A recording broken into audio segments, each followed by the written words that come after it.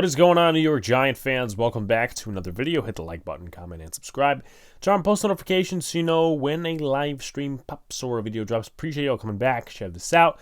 We're almost at 2K subscribers, so would appreciate if you guys share out to as many people as possible. And of course, hit the subscribe button. So, as I said before with the Jermaine Illuminor video, I didn't get to do individual free agent videos. I only did a YouTube short on the Brian Burns trade because that was the most impactful in terms of the New York Giants offseason. And I'm doing individual videos now on what these players will bring to the New York Giants. I did one for Illuminor.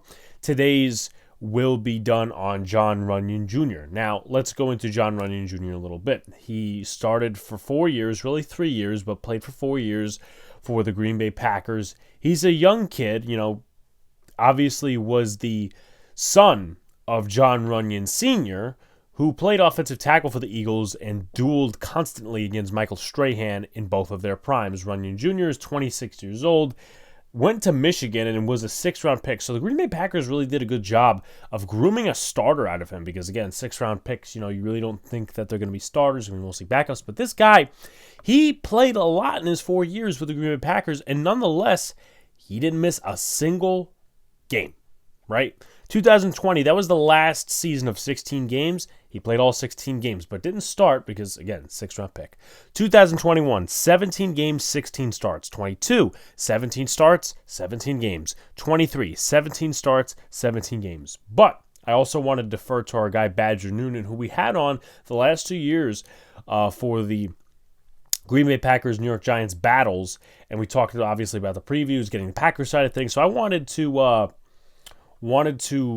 obviously get his view on things. But here is his view. He's texting me as I'm recording this, so that's why I'm going in between.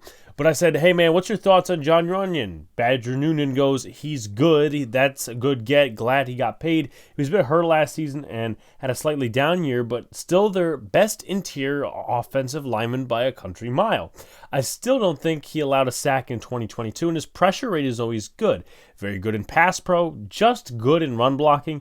We wanted him back, but also didn't expect to have him back. And the Giants signed him to a very affordable contract at 3 years, $30 million with a $10 million AAV. So it kind of reminds me of the Mark Lewinsky signing, but nonetheless, he's 26, 6'4", 307. He's not too, fat. He's not too skinny. 307, I think, is right, usually up in the 307, 315 range as a guard in terms of weight. Now, let's go into his strengths and weaknesses and what he brings to the team.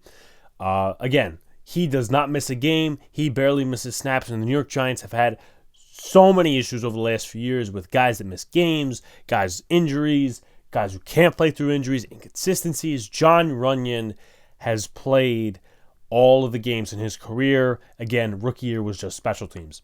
So to go to his strengths, it is pass blocking. Yes, it is pass blocking.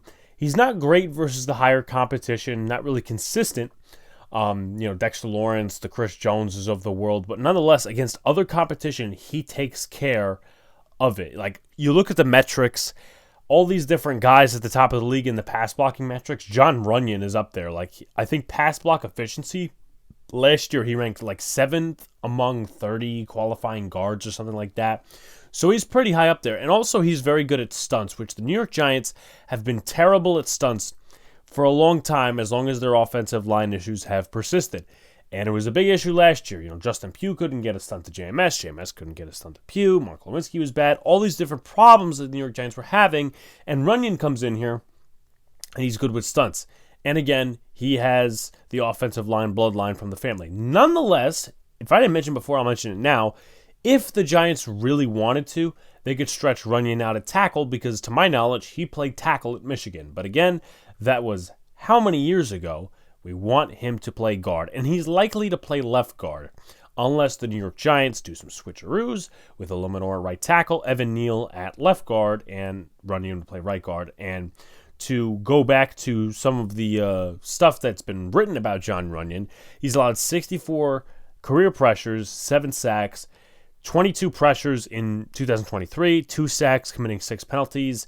He's committed 8 penalties in his career. So, yeah, it was a down year for Mr. Jon Runyan, in terms of that. But he's played 1,611 snaps at left guard, 1,709 at right guard, and all but 3 snaps were played at right guard last season. So again, very reliable. Now, with that being said, run blocking is his weakness. Sustaining, holding, and finishing blocks has not been his forte, right? Upper body strength seems to be an issue, which is a little tough, right? It's a little tough considering the division we're in with all these top defensive linemen, the Jordan Davises of the world, the Jalen Carters. Now, obviously, we know that no edge rushers are really to be feared on Washington, but they still, to my knowledge at least, have the 2 defensive linemen, Jonathan Allen and Daron Payne. But, again, good in pass protection, not great with the run blocking. Now, if you asked me, like, what would you rather have if there was an imbalance? Personally, me, I'd rather have a guy who's a good pass protector and he's not great at run blocking. Like, if, again, you have that imbalance, who do you go with? Better pass protector, better run blocker. I think he's a better pass protector. And I think that Carmen Bricillo can definitely, maneuver some things with Jon Runyan, flipping the hips maybe, all these other different things. Because I think Bricillo's a solid offensive line coach, definitely better than Bobby Johnson.